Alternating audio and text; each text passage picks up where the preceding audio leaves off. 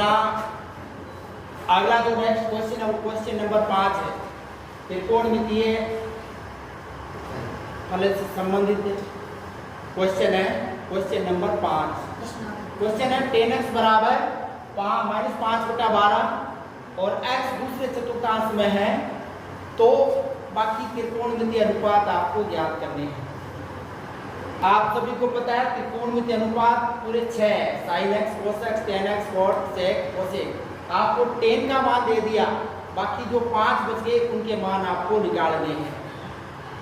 tan का आपको मान दे दिया, बाकी आपको दूसरे मान 5 जो बचे हुए हैं वो निकालने हैं। जो त्रिकोणमितीय अनुपात बाकी है ना वो आपको निकालने। एक दिया हुआ है तो आपको इसका प्रयोग करना है, इसका प्रयोग करते हुए आपको बाकी निकालने हैं। देखो आपको यहाँ पर sin x भी मिल सकता है, परसेंट cos x भी मिल सकता है, tan x भी हो सकता है, cot x भी हो सकता है, sec x भी हो सकता है और cosec x भी होता है। तो मान लो ये tan है यहाँ पर, तो tan x मेरे पास एक तो ऑलरेडी परसेंट में दिया हुआ है, अपने को बाकी 5 निकाल दें। tan x बराबर ये है तो tan का यदि मैं उल्टा कर देता हूँ, अपन सब पढ़ चुके हैं कक्षा 10 के अंदर, tan x और cot x आपस में उल्टे होते हैं।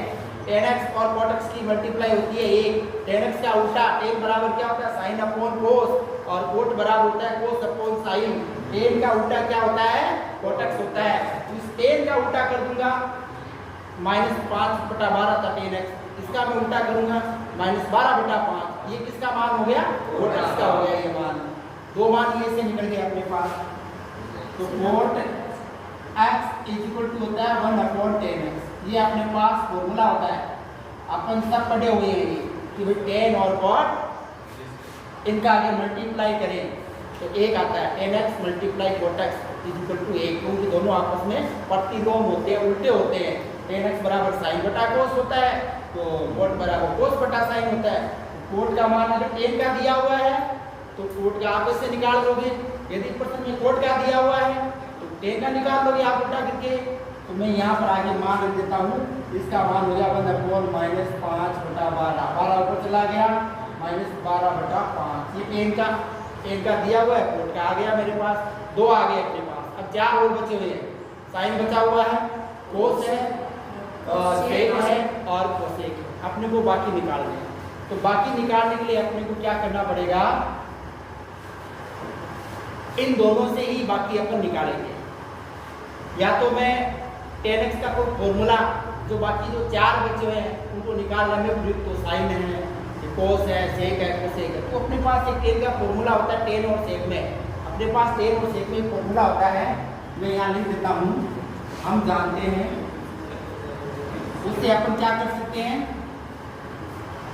अन्य मान निकाल सकते हैं। हम जानते हैं कि अपने ये सब ने पढ़ा है sec² x - tan² x = 1 होता है, सब ने पढ़ा है। कक्षा 10 में हमने ये फॉर्मूला बहुत बार पढ़ा है, sec² x - tan² x = 1 होता है। अब हम क्या करेंगे, इसमें किसका मान रखेंगे, tan का रख देंगे। अपने को sec का मान मिल जाएगा क्योंकि हमारे पास tan भी है, cot भी है, ये 2 मान अपने को मिल गए। अब हमें तीसरा निकालना है, तो चौथा फिर पांचवा फिर छठा। तो मैं क्या करूँगा, यहाँ sec² x को ही निकालूंगा, sec² x = 1 + tan² x। अब ध्यान दें आप, अगर यहाँ sec का मान दिया हुआ है, यहाँ sec का है तो आप sec का उल्टा कर लोगे, cos मिल जाएगा आपको एक मान, और sec में ये फॉर्मूला लगाओगे तो आपको tan मिल जाएगा। sec का मान रख दोगे, tan का निकाल लोगे अगर है तो। ये इस तरह से, तो अपने को इस तरह से करना है। sec² x = 1 + tan² x हो गया। आगे मैं लिखूंगा sec² x = 1 + tan x का मान ये रहा -5/12, -5/12 उसका स्क्वायर।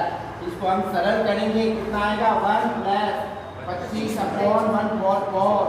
आपको इसका लघुत्तम लेना है 144, यहाँ 144 + 245। इसको प्लस कर दो, ऊपर जो है प्लस करके लिखो, sec² x = प्लस करते हैं कितना आ गया 169/144। sec² x है ये, हमें sec x का मान निकालना है तो इसका अंडर रूट कर दूंगा मैं। sec x क्या होगा, इसका अंडर रूट आ जाएगा 169/144 और इसका अंडर रूट। अब आपको पता है जब वर्गमूल निकालते हैं तो प्लस माइनस के चिन्ह हम लिखते हैं, तो आपको यहाँ प्लस माइनस के दो चिन्ह लिखने पड़ेंगे। वर्गमूल कर रहे हो आप, इसलिए यहाँ प्लस और यहाँ माइनस का चिन्ह लगाओगे। इसका वर्गमूल करके आगे लिख दो। तो वर्गमूल करता हूँ, प्लस माइनस ऊपर 13 हो गया 169 का अंडर रूट और 144 का अंडर रूट हो गया 12। तो सेकंड बराबर आया प्लस माइनस 13/12। सेकंड के दो मान आए, एक तो हुआ प्लस का 13/12 और एक मान प्राप्त हुआ माइनस का 13/12। अब अपने को कौन सा लेना है? दोनों लेने हैं, एक लेना है प्लस वाला या माइनस वाला। अब हमें ये देखना पड़ेगा। ये देखने के लिए आपको इसे देखना पड़ेगा। आपको प्रश्न में समस्या में क्या लिखा हुआ है? आपको समस्या में दे रखा है x है वो दूसरे चतुर्थांश में है। x क्या है यहाँ पर? दूसरे चतुर्थांश में। तो आपको वापस दूसरे चतुर्थांश को देखना पड़ेगा। हम ये देखते हैं, ऐसे बढ़ाते हैं तो ये पहला चतुर्थांश, ये दूसरा, ये तीसरा, ये चौथा। दूसरे चतुर्थांश में आप देखते हो इसमें केवल इसका चिन्ह प्लस का होता है, साइन और कोस का चिन्ह क्या होता है? तो साइन और कोसेक का चिन्ह प्लस होता है। ठीक है ना? दूसरे चतुर्थांश में साइन और कोसेक का चिन्ह प्लस होता है।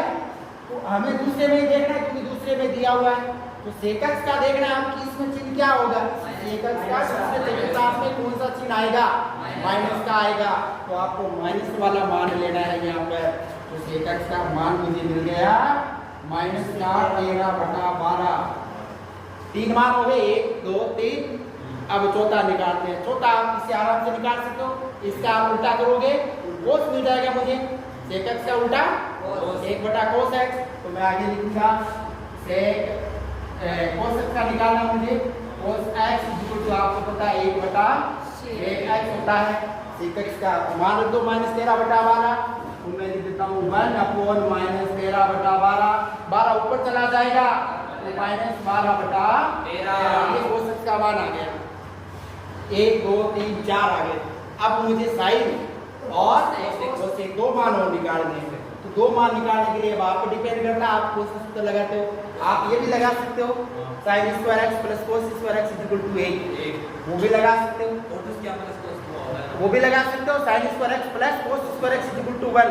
उसमें आप cos x का मान रखोगे जैसे इसमें रखा था, sin का मान आ जाएगा। आप ये भी लगा सकते हो कोट में और कोसेक में भी एक फॉर्मूला होता है। जैसे ये लगाया ना आपने, वैसे ही कोट और कोसेक में भी एक फॉर्मूला आता है। वो फॉर्मूला कौन सा था मैं यहाँ लिख के बता दूं आपको। Cosec square x minus cot square x equal to 1। ये भी आप लगा सकते हो। इसमें आपको कोट x का मान रखना पड़ेगा और कोसेक का मान आ जाएगा मेरे पास। ये भी लगा सकते हो और इसी से यूज करते हो तो आपको लिखना पड़ेगा sin square x plus cos square x equal to 1 होता है। इसमें आप इसका मान रखोगे और इसे यूज करते हो। यहाँ कोट x का रखना पड़ेगा तो कोसेक आ जाएगा। इसमें रखोगे तो साइन आ जाएगा और साइन निकालते हो साइन का उल्टा करोगे कोसेक आ जाएगा। और ये निकाला अगर आपने पहले कोसेक, तो इसका उल्टा करोगे साइन आएगा। तो ये आप पर डिपेंड करता है आपको कौन सा तरीका काम में लेना है। मैं इसी को ले लेता हूँ काम में। कोट x बराबर आ गया, या इसको ले लो कोस आ गया। तो हम जानते हैं ये आसान है आपके लिए, तो आसान काम में लेते हैं हम। sin square x plus cos square x equal to 1। आप cos x का मान रखो, हमें इसका निकालना है ना। इसको ये रखेंगे, उसको उधर भेज दो, उसको उधर भेज दो। तो मुझे मिल गया sin square x equal to 1 minus cos square x। आगे अपन मान रख देते हैं। यहाँ पे 1 माइनस इसका मान रखना है, ये रहा माइनस का 12/13। हल करो स्क्वायर x का 1 माइनस 144 अपॉन 169। इसके नीचे 1 लिखा मैंने, इसका एलसीएम लिया 169 आ गया। 169 में मैं 144 घटा दूंगा, कितना बचेगा 25। तो मुझे मिल गया sin square x equal to 25/169। sin square x है ये, मैं निकालूंगा sin x का मान। तो sin x का मान जैसे हमने पहले स्क्वायर का निकाला था ना, वैसे ही प्लस माइनस अंडर रूट 169। तो प्लस माइनस 5 हो गया इसका वर्गमूल ऊपर नीचे 13। अब कौन सा चिन्ह लेना, आपको प्लस लेना है या माइनस लेना है, ये देखने के लिए आपको इसका अध्ययन करना पड़ेगा। वापस चतुर्थांश दूसरा, पहला दूसरा, दूसरे में साइन प्लस होता है तो आपको यहाँ प्लस का चिन्ह लेना पड़ेगा। साइन x का मान क्या आ गया अपने पास 5/13। अब साइन का आ गया तो आप ऐसे का आराम से निकाल सकते हो। इसमें लिख दोगे cosec x equal to 1 upon sine x और इसका उल्टा भी दोगे 13/13। ये आप इसको आगे एक तो ये रहा, एक ये रहा, और एक ये रहा तीसरा, और ये चौथा रहा, चौथा हो गया 4 आगे, पांचवा काम ये पांचवा यहाँ भाग और छठा ये रहा। इस तरह से ये 6 त्रिकोणमितीय अनुपात अपन आराम से निकाल सकते हैं।